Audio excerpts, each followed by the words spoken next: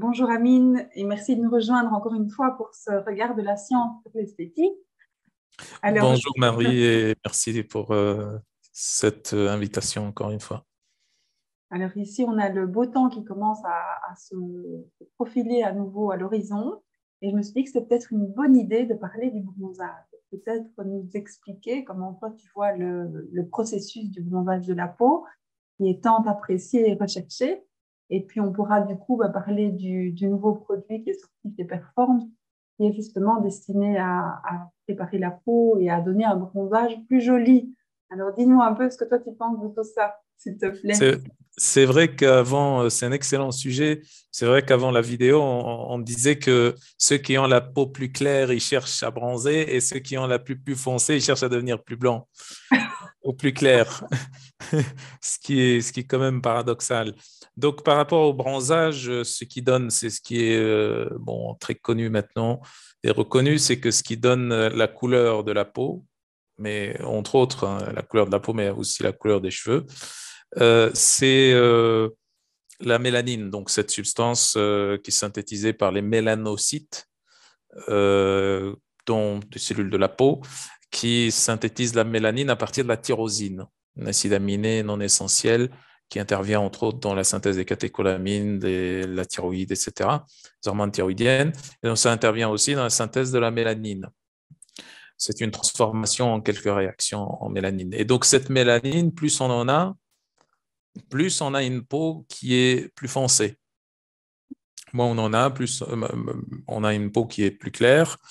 Et pour quelqu'un, alors on a la pigmentation naturelle d'origine d'une personne, hein, donc qui peut aller du plus foncé vers le plus clair, en passant par toutes les nuances. Et puis on a la pigmentation de la peau qui change en fonction de l'intensité des rayons solaires et l'exposition au soleil.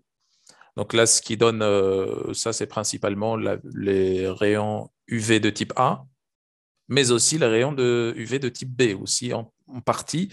Ceux-là sont plus inducteurs de la synthèse de la vitamine D, parce qu'autre chose encore. Et donc, plus on s'expose aux rayons solaires, aux rayons UV, plus on va synthétiser de la mélanine. Donc ça, c'est une variabilité intra-individuelle chez le même individu, hein, nonobstant de la couleur de sa peau, hein, plus foncé, moins foncé, plus clair, etc. Nonobstant ça, plus il s'expose, plus il synthétise au niveau de la couleur de la peau, moins il s'expose, moins il synthétise de la mélanine. Voilà. Donc ça, c'est ce qui permet de donner donc l'effet de bronzage. Et c'est pour ça qu'on s'expose au soleil pour bronzer, justement. Cette mélanine, elle a quand même un effet protecteur, entre autres antioxydants et anticancérogènes et tout un tas d'autres effets métaboliques. Protecteur contre quoi? Protecteur justement contre les rayons UV. Parce que les rayons UV, quels qu'ils soient, un rayon de type A, de type B, sont toxiques justement. Ils sont délétères en fait hein, pour la peau. Et ceux qui s'exposent trop souvent, tout le temps au soleil, soit ils devraient avoir une peau qui est très foncée naturellement, une forte pigmentation de la peau, et là, ils sont plus ou moins protégés, d'accord, ce qu'on a avec les populations du Sud, donc au niveau de l'Afrique centrale, etc. Donc là, c'est les personnes qui ont une peau foncée pour une raison simple, c'est qu'il y a trop de soleil et à ce moment-là, ils se protègent en produisant beaucoup de mélanine. Après ça, c'est des déterminations génétiques qui se sont faites sur des centaines de milliers, voire des millions d'années.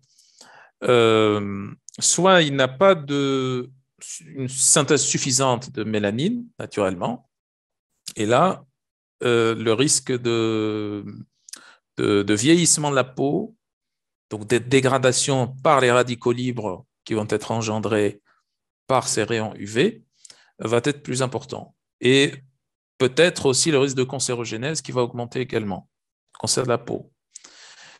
Donc, il y a ça d'un côté. Et puis, il y a également, mis à part la mélanine, qui est le facteur déterminant au niveau de la couleur de la peau et des cheveux accessoirement, il y a aussi la couche cornée au niveau de la peau, au niveau de l'épiderme. Donc, la surface de l'épiderme, en fait, où là, on a de la kératine. La kératine, c'est une substance qui est une substance protéique, c'est un peptide, à ne pas confondre avec le kératane. Un kératane, c'est un glycosaminoglycane, c'est un sucre hein, qu'on trouve aussi dans la peau, c'est autre chose. Et donc la kératine détermine aussi le niveau de bronzage. Plus on a de kératine, ça dépend maintenant, c'est un petit peu différent, mais si c'est maintenant de la kératine chez quelqu'un qui a une peau un peu plus foncée, ça va donner un effet de bronzage plus important. Si c'est de la kératine qui est beaucoup plus claire, ça donne plutôt un effet anti-bronzage parce que plus ça s'accumule et moins ça permet aux rayons de pénétrer et donc ça permet moins la synthèse de mélanine. Mais chez quelqu'un qui a une peau un peu plus foncée, pas forcément trop foncée, mais un peu plus foncée, malgré que ça diminue la pénétration des rayons UV au niveau de la peau et donc la synthèse de la mélanine, c'est compensé par le fait que cette même kératine a une certaine couleur, puisque ça vient d'une peau qui est un peu plus foncée. Voilà, c'est dans ce sens-là. Et donc les deux ensemble, donc une kératine qui a une pigmentation, on va dire, un petit peu colorée, un peu plus foncée, et une mélanine, les deux ensemble donnent cet effet qu'on appelle l'effet de bronzage. Voilà. Donc, ça, c'est à peu près une explication très simpliste. Après, on peut, comme on n'a pas beaucoup de temps, on peut aller encore beaucoup plus en détail et faire toute une conférence là-dessus. La kératine dont tu parles, la kératine que tu viens de dire au niveau de la peau, est-ce que c'est aussi cette kératine dont on parle pour les cheveux? Oui, c'est pas exactement la même molécule, mais oui, c'est des molécules qui sont similaires. Oui, on peut avoir de la kératine au niveau des cheveux, au niveau qu'on met au niveau des cheveux. Tu dis oui, c'est Oui, ça. oui. Mais la composition diffère un petit peu. C'est pas une kératine qui est 100% bioidentique, on va dire, à celle qu'on synthétise nous. Ok. Hmm. Alors, au niveau du produit qui a été imaginé, justement, parce que ben voilà, les personnes qui sont généralement pâles souhaitent être plus bronzées. Et donc, on a Oui. imaginé chez Performs un produit pour préparer la peau, pour avoir un meilleur bronzage et pour le maintenir plus longtemps. Alors, je vais le montrer ici hop, en photo. Voilà, Perfect Sun. Je sais que la composition de ce produit, on trouve un composant pardon, que l'on nomme mélaline, qui est un extrait breveté de la laine de mouton noir. Alors, dis-nous un petit peu comment ça se passe avec notre produit et ce qu'il a comme effet, s'il te plaît. Oui, justement, ce que tu as décrit comme mélaline avec un L, Mélaline. oui, ça c'est un extrait de breveté de laine de mouton noir, comme tu le disais. Et donc ça contient dedans plusieurs composants, entre autres des composants qui ont été titrés, notamment la mélanine, justement, la mélanine dont on parlait juste avant, responsable de la coloration de la peau, et puis de la kératine aussi. Ah oui. Euh, voilà, donc la kératine, qui est un peptide, comme je le disais avant. Euh, et donc, on a les deux. Et c'est ce qui donne, en fait, cette couleur noire hein, de la laine du mouton, en fait, hein, du mouton noir. Voilà.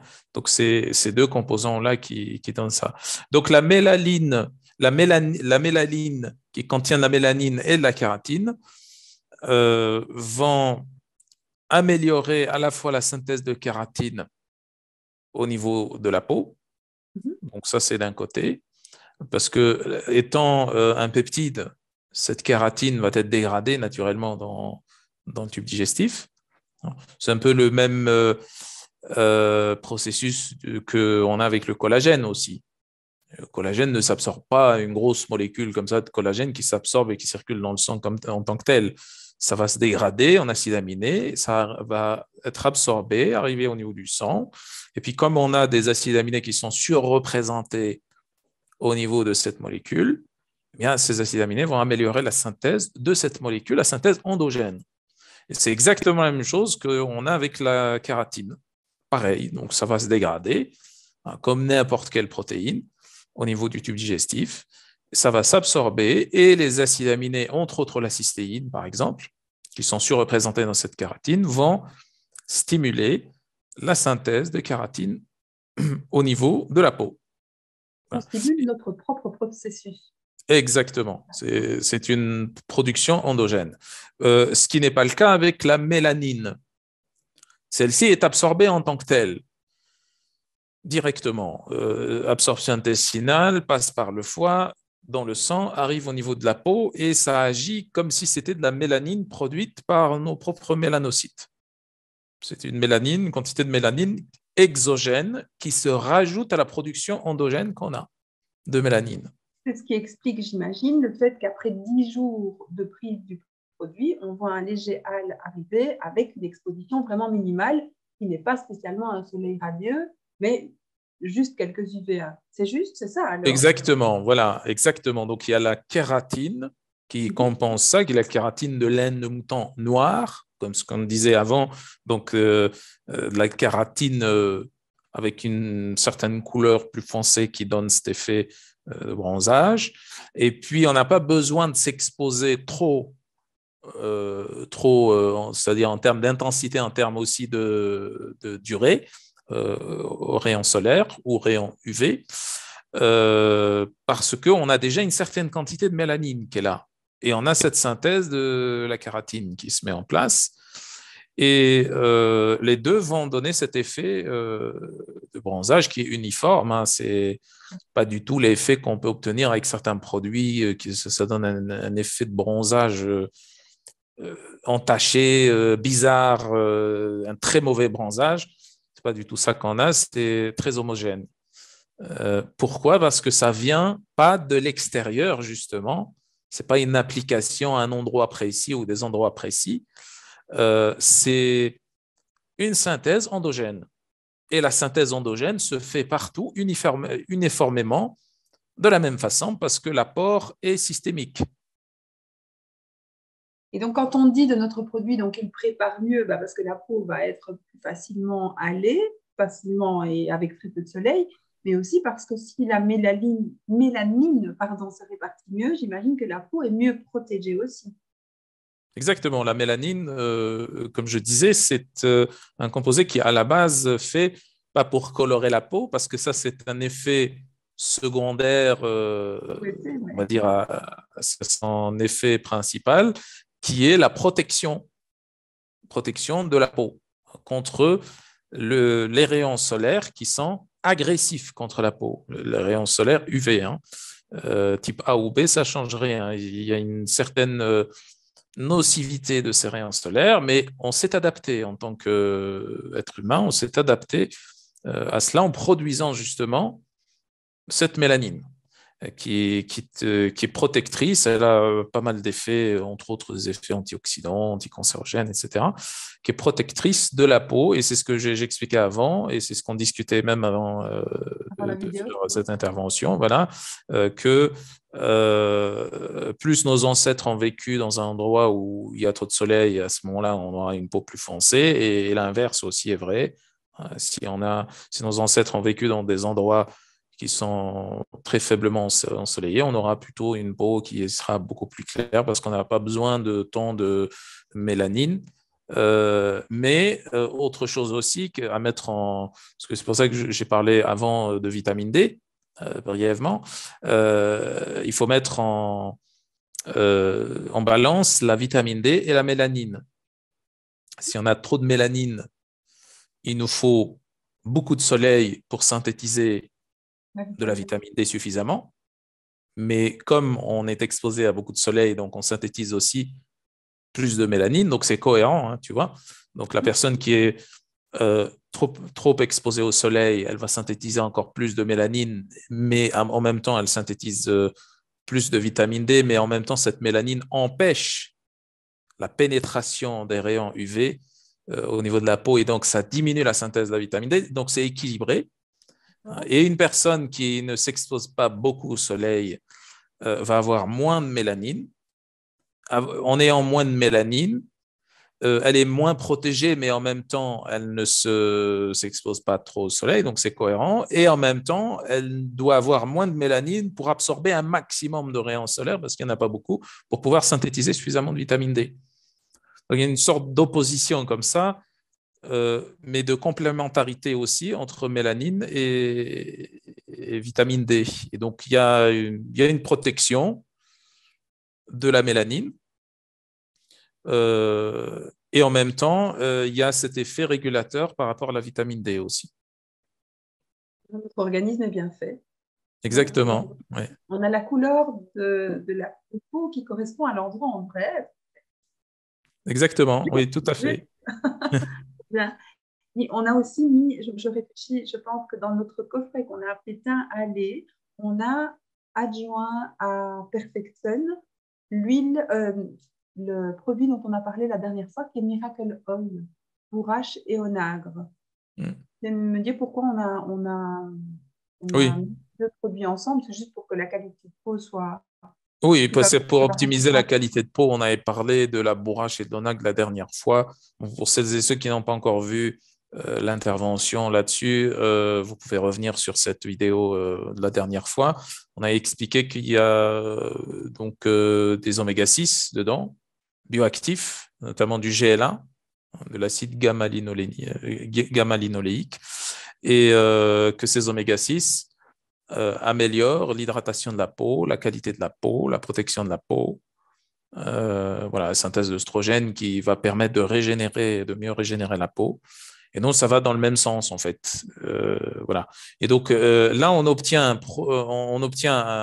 un effet de bronzage sans pour autant aller au barbecue, hein, se faire griller la peau pendant des heures au soleil, ce qui n'est pas une bonne chose, parce que les personnes avec une peau plus fragile vont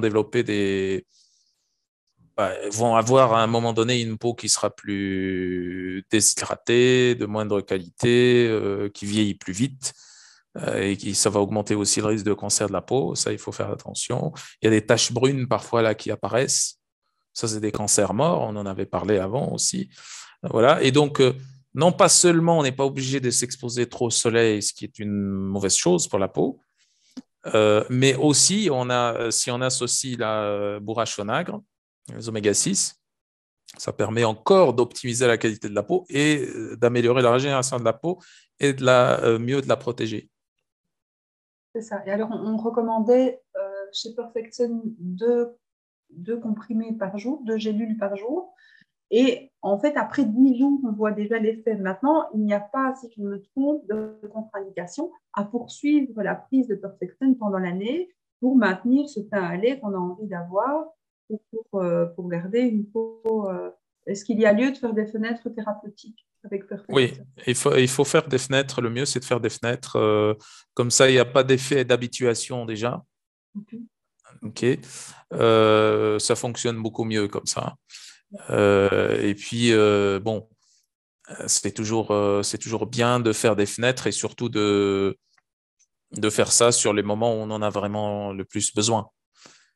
Donc, oui, c'est sûr que ça va être au-delà des 10 jours, ça c'est certain, parce que 10 jours, c'est le minimum, hein. Là, tu parles de 10 Oui, jours, c'est ça. C'était c'est le vraiment 10 le jours minimum. minimum. Et Exactement. puis, on voit après 20 jours et 30 jours, évidemment, que l'effet du produit est Voilà, beaucoup plus marqué dans les études scientifiques qui ont été faites c'est ça. pour mettre en évidence les propriétés du produit, évidemment. Donc, ça pourrait être à ce moment-là, donc un mois, tu vois, ou quelques semaines, et puis un arrêt de 2, 3 semaines ou de quelques semaines, et puis on revient avec une autre cure si on a besoin, et ainsi de suite. Donc, le mieux, c'est pas de faire en continu tout le temps, mais de faire des cures avec des intervalles d'arrêt. Quand on veut faire ça sur le long terme, bien entendu. Après, on n'est pas obligé. On n'est pas obligé. C'est parce que le bronzage, tout le monde aime bien quand on est Oui. clair. Ok, Amine. Bah, écoute, je pense qu'on a fait le tour de la question bronzage. On en reparlera probablement encore dans les prochaines semaines puisque le soleil revient, espérons-le en tout cas. Merci beaucoup. On se retrouve la semaine prochaine. Merci à toi et à la semaine prochaine. Au revoir. Merci, Merci. Amine. À bientôt.